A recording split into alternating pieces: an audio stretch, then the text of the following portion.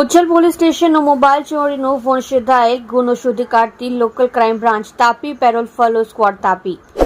શ્રી પ્રેમવીરસિંહ સાહેબ પોલીસ મહાનિરીક્ષક સુરત વિભાગ સુરત તથા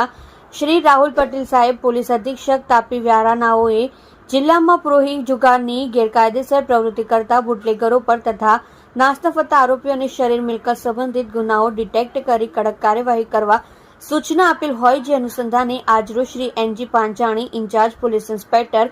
એલસીબી તાપી નાઓની સીધી સૂચના અને માર્ગદર્શન હેઠળ પોલીસ સબ ઇન્સ્પેક્ટર શ્રી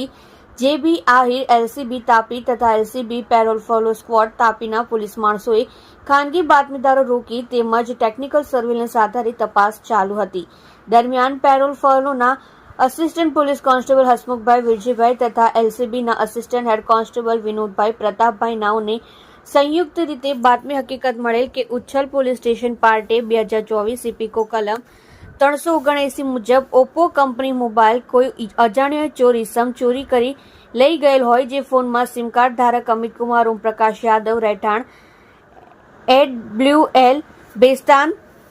આવાસ building number A15 room number 8 Surat શહેરના ઉપયોગ કરતો હતો તેવી માહિતી સદર સિમ કાર્ડ ધારક આરોપી અમિતકુમાર ઓમપ્રકાશ યાદવ ઉંમર વર્ષ 25 ધંધો ડ્રાઇવિંગ હાલ રહેઠાણ AWL બેસ્તાન આવાસ building A15 room number 8 Surat શહેર મૂળ રહેઠાણ પરસંડા ગામ થાના પટ્ટી જિલ્લો પ્રતાપગઢ ઉત્તર પ્રદેશનાઓ પાસેથી સદર ગુનામાં ચોરીમાં ઉપરોક્ત મોબાઈલ ફોન મળી આવતા મોબાઈલ ફોન બાબતે તેમની પૂછપરછ કરતા અને મોબાઈલ ફોનના માલિકીના આધાર પુરાવા બિલની માંગણી કરતા તેઓના પાસે કોઈ બિલ કે કોઈ આધાર પુરાવા નહીં હોવાનું જણાયેલ અને સદર મોબાઈલ તેઓએ આશરે એકાદ વર્ષ પહેલા ચોરી કરી લઈ ગયેલ હોવાનું જણાવતા સદર મોબાઈલ ફોનની કિંમત ₹14,000 ગણી BNSS કલમ 106 મુજબ કબજે કરી પકડાયેલ ઇસમને BNSS કલમ 35(1) મુજબ